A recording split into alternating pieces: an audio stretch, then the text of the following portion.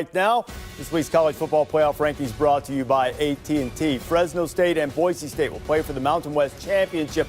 Now, if UCF were to stumble, winner of the Mountain West is going to get a New Year's Six bid. Yeah, and it's interesting to see how close they are, because if UCF loses without McKenzie Milton, how far would they fall? Would they fall behind the winner of the Boise State-Fresno State game? It won't matter, because it has to be the conference champion out of there. So the highest-ranked conference champion. It's interesting, too, when you're looking at all these teams, look at the Big 12 teams and the Big 10 teams that are ranked. These are going to be resume builders for Ohio State or Oklahoma if they come down to it. All right, 30-minute show. Let's move it along, boys. Don't miss Missouri from the SEC being in there, too. Let's continue showing the rankings right there. Texas A&M after that 7-overtime win. West Virginia slips to 16. Utah's in the Pac-12 championship game. Pac-12 not in this mix in terms of making it to the college football playoff. Let's look at the next group.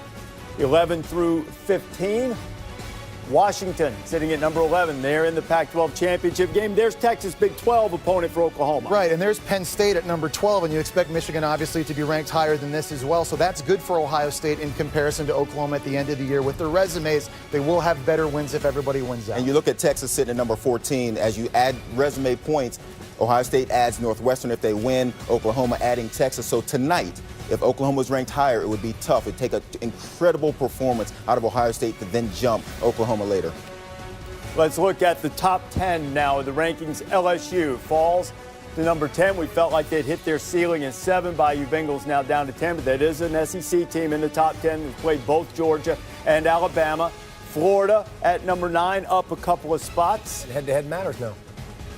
Yep. And bottom line, I think LSU and Florida won the game. Interesting, too, because these two teams obviously keeping themselves in contention for New Year's Six bowl games, too, being ranked this high. They both are going to get that. Yeah. And we'll see how that shakes out. At number 8, there is UCF. Up another spot, still undefeated and resetting its own record for the highest-ranked team from the group of 5. Of course, McKenzie Milton, we're wishing him the best as he continues his recovery after that horrific injury.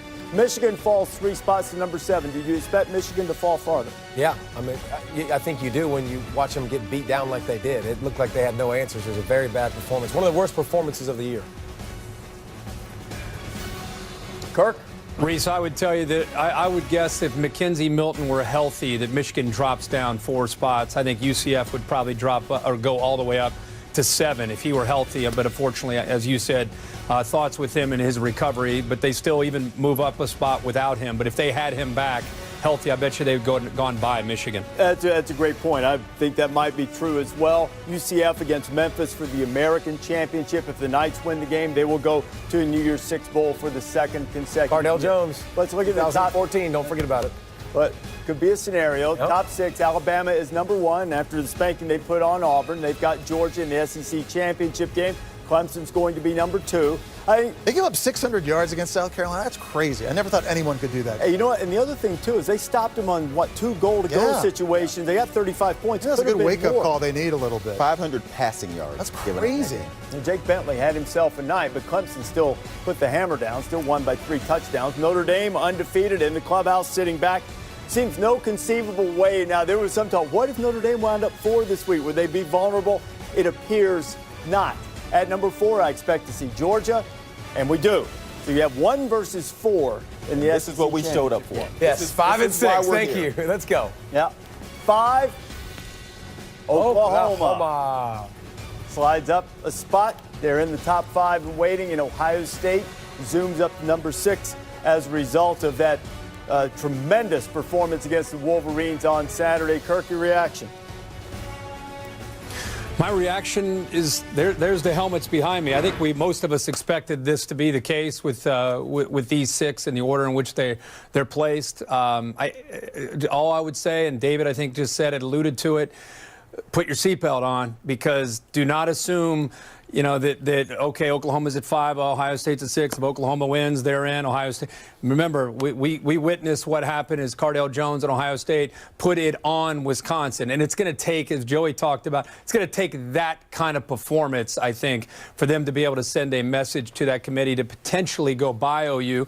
But OU, they're in a great position, too. I mean, they've got Texas, their 1 loss, chance to avenge that 1 loss. They got a chance to go out and take care of business as well. So right now, Oklahoma's in the kind of boxing Ohio State out and in the catbird seat. And it becomes interesting to me because Texas is ranked higher. If Oklahoma beats Texas at noon on Saturday, Ohio State plays at 8 o'clock. And they know what Texas did. They know what Oklahoma did.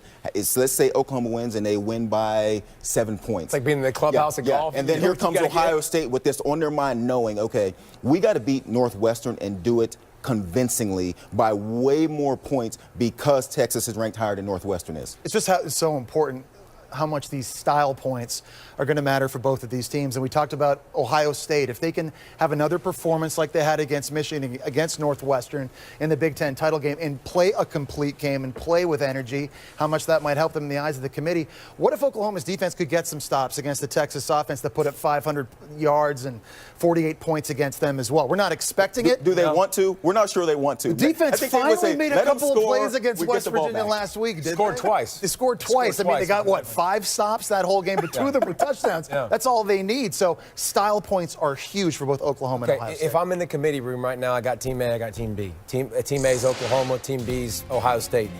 I know exactly what I'm getting every single week from Oklahoma. I don't know what I'm getting from Ohio State. Ohio State has another opportunity. Remember, we're prisoners of the moment. Everybody is. They have another opportunity to make a big statement with another blowout win that will be considered. We're human beings. We wanted these. We wanted human beings. We didn't want robots anymore. We didn't want machines anymore for this exact case. But I just think right now, consistency standpoint, you know exactly what you're getting from Oklahoma every single week. Ohio State has been very much a mixed bag.